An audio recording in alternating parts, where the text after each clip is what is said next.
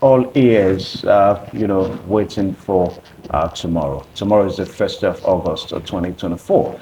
So we've got Obajide Ilugbo with us here this morning. He's a lawyer and activist, and of course, he's a public opinion analyst too. The president of Citizenship Right and Citizenship Right Advocacy Initiative, CACRA. That's the acronym. Mr. Elugbo, you're welcome to this. Thank you very much, my brother. All right, so we're going to be talking about the hunger protest that is built for tomorrow and the limitations now.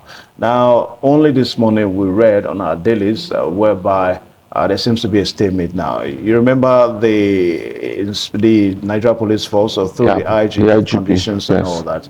And from the look of things now, the protesters before this time didn't have leaders anyway, but it appears we're beginning to see people that are saying that, no, we're not going to agree. So there's a stalemate now between the condition that the Nigeria Police Force gave and the protesters. Now, how do we begin to react to all this, vis-a-vis the planned protest? Well, I think that the state of the nation, as we speak, is one of fear and apprehension. The IGP and the federal government concerned may not necessarily be about the protest. I think it's more about the aftermath of the protest, looking at the antecedents of protest. The very recent one, NSAS, is a sorry case. Also, minding the fact that the coming in to power of this administration, the background of the political challenges and all the things that surrounded it, and also the fallout, of some even stakeholders within the ruling party, many other things put the government in a position whereby there is reason to fear that this protest may be hijacked. More so, we have reports, independent reports over time about all these terrorist organizations making Nigeria their hub. All of those things in the background gives cogent reason why a government should be bothered. The only area we're looking at now, if hindsight may help, is to say, these people gave notice of over 30 days. Why is it that it is now? Why shouldn't the government have taken proactive steps, more proactive steps? Before now. Yeah. The narratives of the government was to put this blame on opposition and, make the opposition look like they are the culprits trying to funnel or fuel this particular protest. Whoever is behind it, the legitimacy of the cry is important. I mean, is there no hunger in the land? Am I not hungry? But you don't look hungry. Oh, really? My pastor said, one of my spiritual fathers said, there are two categories of people. Until they die, you won't know that they are hungry. So somebody who has body and somebody who has a car. So if you're still driving your car and you still look until you collapse, they won't know that you are dying. You're hungry. People are hungry. The only area of concern, and it looks like things are beginning to shapen out, is that away from NSAS, which was totally a youth initiative, from an angle of an arm or an agency of government. It was a protest against an agency of government, the SARS. The Nigeria Police Force. Yeah, the Nigerian Police Force, particularly their SARS. Yeah. Then it snowballed into, okay, now, there are other issues. When it became contention with the pattern of leadership and governance and things like that, I think that's when it totally fell out of hand. This one is not about some individuals challenging some aspect of the government agency. This is a total crystallization of a process that we've been going through, we've been enjoying, and everybody is saying, I will also say there is a limit to human endurance. When that limit is exceeded, there's crisis. Chief Obafemi said so in one of his books. So where we are now is that point. The prayer now is that the federal government will get the necessary wisdom and skill to manage it. Okay. Now, what do you make of this situation? I mean, we hear, you just said it a while ago, that the fear is that the protest should not be hijacked. Now, there are, statements here and there that that word hijacked is probably a kind of a tool that the government is trying to sell in the minds of people. Now, this emanates from the fact that it is probably these same people that talk about the hijack that we also plan the hijack. I mean, for the fact that all Nigerians now, as it were, they are bearing the brunt of the economic hardship. So there is actually no reason why anybody may want to hijack the protest. So what do you make in all this? See, my opinion, my position, the people who are planning this protest should conduct their activity in a manner that we that are hungry, that will not be able to join them, can support them. No. Are you saying that there are people planning that they are not necessarily feeling the brunt of the economic hardship? No, what I'm saying is not everybody that will go to the street to go and protest now. Okay, the dynamics is not clear. I won't go out. So you're one of the planners? You're not one of the planners? I'm not one of the planners. But it appears everybody, because if you talked about planner, you're talking to a lawyer. I know. I am not a planner. I don't even know. It's only yesterday when I started seeing people who were engaging the federal government, the IGP, that it begins to look like, okay, this is beginning to make sense. It's beginning to have a face. Yes. Until yesterday. Okay. Now, if it is already shaping up, then let us do it the way it's supposed to do it. And I will say, one of the things that you will give it to President Bola Ahmed Tinubu before he became president is to understand the way to the deft movement of things. I will refer to the Occupy protest that President Bola Ahmed, now president, did that time. They had a location. One location for the entire country. And they made their point clear. The world, the press, were able to converge on them, to focus on them. The world press, CNN, Al Jazeera, everybody went to that place and got the vibes to send to the world. Now, you want to do it in every local government. You want to do it in every state. You want to do it, you want to wear out the security apparatus. You want to wear out all the formations that could make this thing make sense. So what are you driving at? I don't think it will be in the interest of the agenda of hunger to roam the street. Yeah, but let us be careful with this now, because I remember when President Bola Ahmed Tinubu, then he wasn't the president, he reacted, he also took part in some protests and all that. Now, some Nigerians probably saw it as a political reaction, that maybe it was because it was not part of the government. No, it was clear. Then. But this time now. Yes. Now, the location of this protest now seems to be anywhere you are. Fine. For the fact that the hunger we're talking about now cuts across everybody. Sir.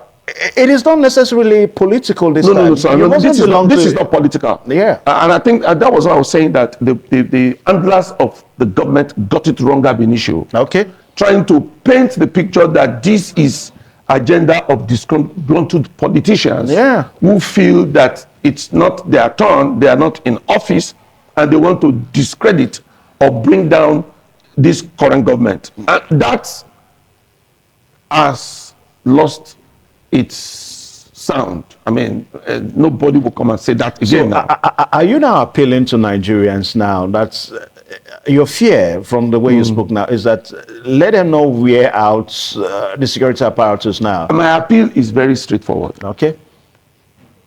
Every citizens of this country, as of today, have the right to raise their voice and protest against how far the government has been, the country has been led. It's a fundamental human right. It is an inalienable right. You can't take it away from individuals. Given, we should also mind how we conduct the protest, not to further impoverish the already weather-beaten citizens. Because when you take that stroll on the street, you go from wherever you say you want to start, you go to another place, and whether it's government-sponsored hijack, whether I mean as being whatever cost it, when it turns to fracas, if this thing snowball into a crisis, more people will suffer. Businesses will be looted. I mean, the people who owned those shops in ShopRite, I don't know which insurance policy underwrote their losses, if there is any. I don't know who is still consoling the mothers whose children were shot dead in NSAS. Are you with me? Yeah. Let us do this thing in a manner. And you see, further in that matter, the thought on my mind is this. If this looks like Nigeria is coming of age, are you, Mr.? Yeah. Now, let's set it right. This protest, I'm happy they said 10 days. I pray it lasts only 10 days. The aftermath of the 10 days, praying to God that it does not escalate into nationwide crisis, should be. And that is why my own organization, that's our projection. Government should be given a timeline. Let's take the pattern of ASU. ASU will give warning strike. Government should be given a timeline. Yes. See, like ASU will give a timeline. They'll do what they call warning strike. Let us do this thing as a warning strike. Yeah, but a warning strike maybe for the first few days. For me, really, if I happen to be part of this organization, we will start on the 1st.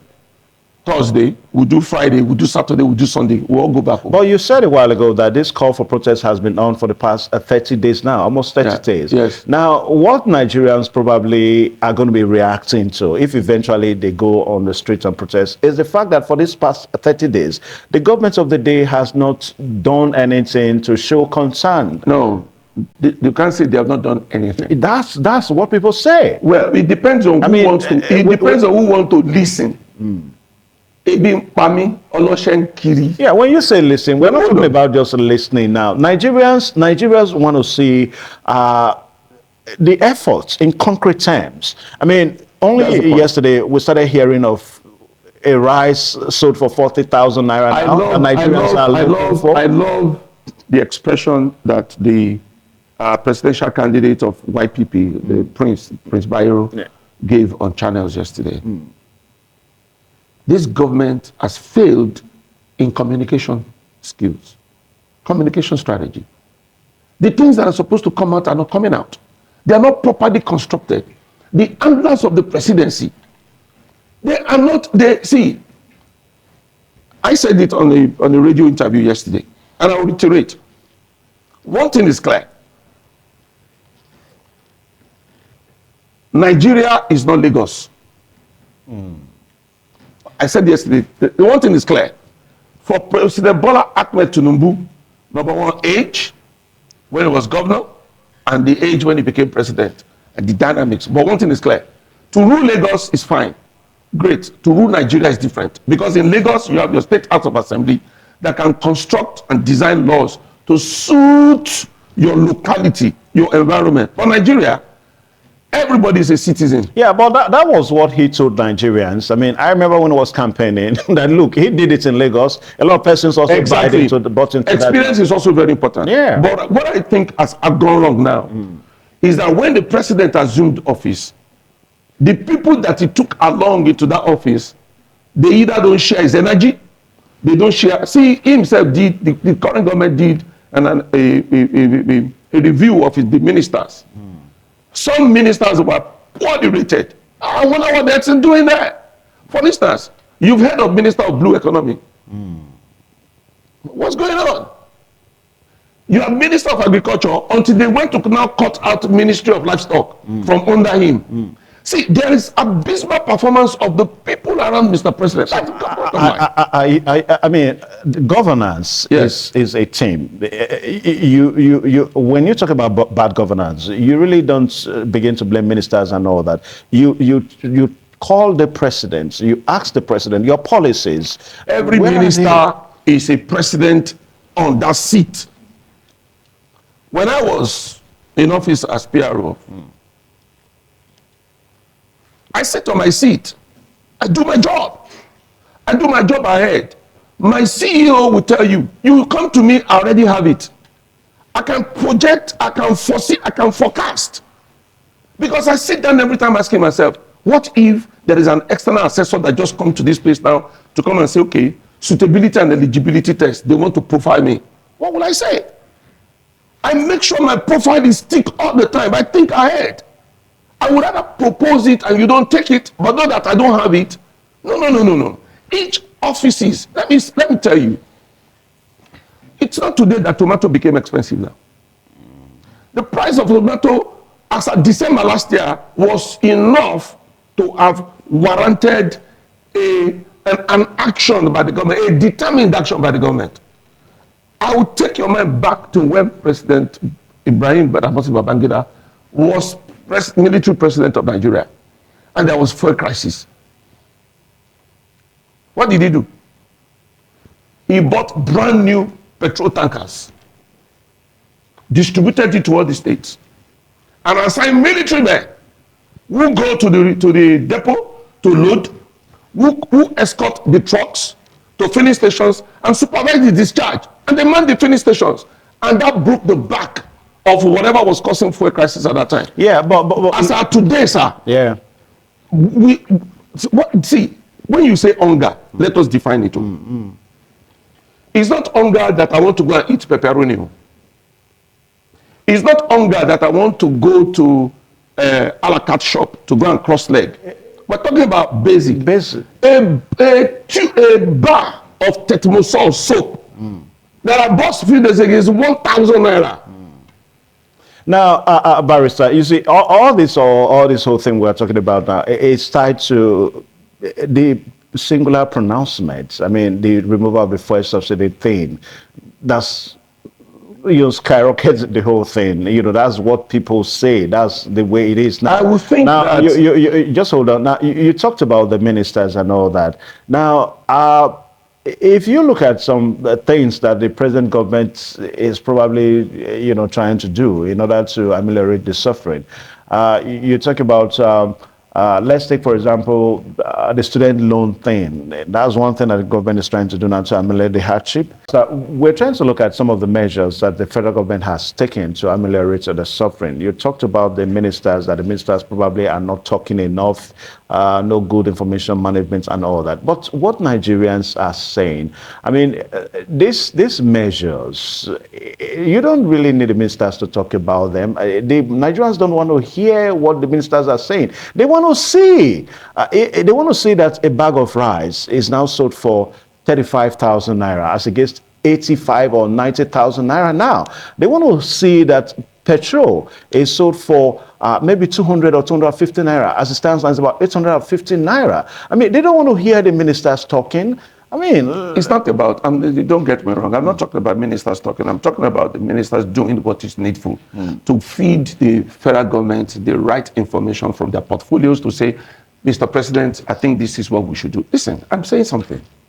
It's not today that tomato became expensive. And I'm saying to you, The hunger we're talking about is not the hunger to go and eat rice, to go and eat in restaurants, big restaurants. I'm talking about people capacity to feed. You know, the government should have looked into the value chain of basics. Beans is now 180 naira per bag. That's about 6,500 per rubber. From 30,000 to 50 to 80 to 100 to 120 to 150, now 180. Yeah. Yam, 6 tuber, 26,000 naira. Okay. That is the point.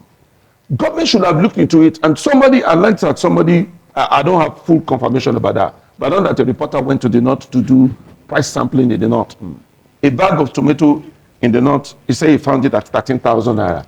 So what is the difference between where he saw it at 13,000 and Alaba market in Lagos or Alapere market in Lagos? It's the cost of transporting it. Fine. Yeah. So if that's the problem, is that not the problem and solve? Oga, I was going somewhere when I said that Nigeria is not Lagos, in the sense that I don't know where this government came up with the idea that handout is a therapy for Nigeria. This is what brought us here. From whatever you call it, that 10,000 they keep giving. The next thing you hear, they're giving 50,000. When you put all of this money together, it is enough. It is enough to intervene. But the question, who even gets the 50,000 naira? Ask me. Did you get? Okay, they said they're sharing 50,000 their bag now. When we see the bag, see all of these things. I don't know who's feel that when you just give them 20,000, when you give them 10,000, when you give them one bag of rice. So it's not about a bag of rice. It's about things working. Okay. If the money is available, as a wrap up, yeah. If the money is available, let us use the money in a manner, in subsidy, to ameliorate processes that will make it easier. For instance, I told you the president, Babangida, went to buy tanker. Why don't we now go and import trucks that are powered by gas and give it to these guys? If you want to, you can dash them. The CNG kits, yes. The kits for the gas, for vehicles using gas and all that. The federal government said they imported so many. Where are they? Where are they? I've been wanting to retrofit my car. Listen to me. And there are models who, listen to me. There are models for which we can, and those states, over the last 10 years, vehicles, public vehicles, have been running on gas. All right, so we have 30 seconds now. What's your last message, quickly? I want to appeal to the organizers to please, however the police say they want to do it, let us do this one. But let us tell the president and government that we give them 5 months, 6 months. By January 1, they should fix A, B, C, D, and let our goal be realistic. By January 1, 2025? Yes. Okay. Let's tell them that by January 21, you are either bringing your resignation letter or we would have seen minimum, sir, minimum. A bag of water should go back to 150 naira. Do you know what is costing the bag of water? They said it is the nylon, the package, not water.